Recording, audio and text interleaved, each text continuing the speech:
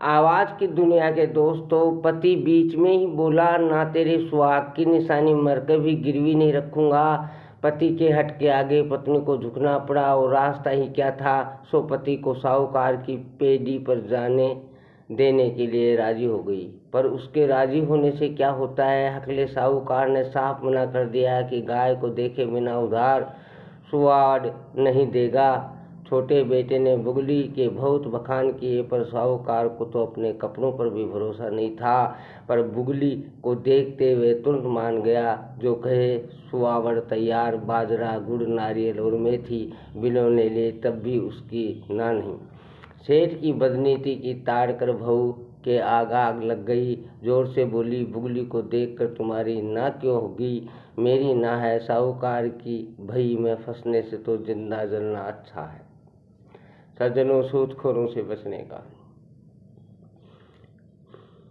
तकलीफ के लिए माफ़ी चाहती हूँ।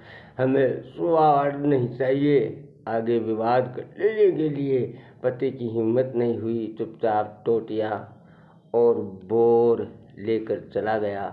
लगातार 3 रात जागने पर भी पति पत्नी को रति भर भी जागरण महसूस नहीं हुआ। हूबहू अपनी शकल सूरत की बुगली ने बछिया जनी। दूज का चांद ही भरते भरते पूनम का चांद बनता है। घर वालों की खुशी का पार न था। बुगली के दूध की धार के बहाने जैसे सबके हृदय में हर्ष का झरना बहने लगा। दूध के लोभ में पंडित सुबह सांझ ढाणी का चक्कर लगाने लगे। बहू के कहने से आते बुगली की नज़र लगने से बचाने के लिए 3 बार फूंकता था। बुगली जैसे कामधेनु का ही अवतार दोनों वक्त 10-10 से शेर दूध देती थी। चक्की सरी का गाढ़ा दही, हल्दी जैसा पीला घी, छाछ राब की फारत। छोटे बेटे का सपना तो खूब ही फला। सफ़ेद दाढ़ी की घड़ी घड़ी सुलझाते हुए बाबा मन ही मन सोचा करता है कि ऐसे आनंद के बिना जीना व्यर्थ है। सारी उम्र कितना दुख भुगता। सुख की इस अंतिम झलक से पिछला दुख उल्टा अधिक उजागर होता है। अब अगला जन्म सुधारने से पिछला घाटा पूरा होता हो। भजन भाव और राम नाम के अलावा कोई सहारा नहीं है। बचपन का मित्र बांधन बाबा को धर्म का झीना मरम समझाता था। बुगली के दूध दही के लोभ में कभी नागा नहीं करता था।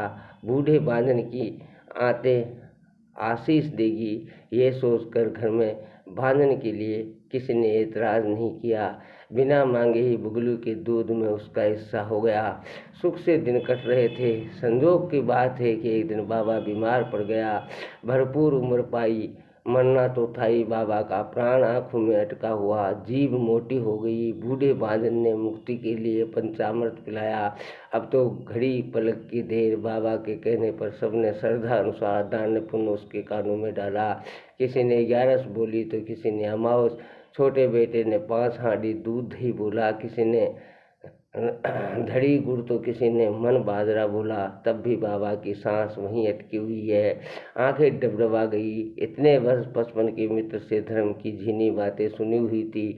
88 योजना चौड़ी वैतरणी पार होना दूभर है, फिर उसी की मुक्ति कैसे होगी। अगला जन्म भी बिगड़ा, इसमें शक नहीं है। भरे गले से गिड़गिड़ाया, वैतरणी आड़े आ रही है, इसे पार करने की जुगत बता, नहीं तो मेरी गति नहीं होगी। बूढ़े बादन के रहते मित्र की गति न हो, ये कहीं हो सकता है भला। जोर से बोला, बुगली की पूंछ पकड़ने से चुटकियों में वैतरणी पार हो जाएगी। बुगली का दान किए बिना बाबा की मुक्ति नहीं होगी। छोटे बेटे के माथे में जैसे सुरंग छूटी। घबरा कर बोला, मैं लंबे पूंछ की कोई बूढ़ी ठाडी गाय दान कर दूंगा। बूढ़ा बादन सर धुनते हुए होले से बोला, वैतरणी की लहरों में ऐसे वैसी गाय नहीं टिक सकती। बगली का गऊ दान करने पर ही बाबा की मुक्ति होगी। बाबा की आंखों से झरझर आंसू बहने लगे। छोटे बेटे की ओर हाथ जोड़कर बोला, मैं वैतरणी में डूब रहा हूँ, ठोर ठोर मगरमच्छ काट रहे हैं, अपने बूढ़े बाप पर कुछ तो दया करो। ऐसी याचना के उपरांत सोचना कैसा। बगलू के दान का बोल कान में पड़ते ही बाबा की मुक्ति हो गई। हरे हरे, जय श्री कृष्ण, राधे राधे। रात पर रात ऐसे आती है, दोहरे आपात के घर में त्राय त्राय मच गई। बाबा से भी बुगली का दुख अधिक था। सुना बाड़ा सूनी नाद, सूनी गोवनियाँ, सूनी हांडिया और सूनी बिलोवना।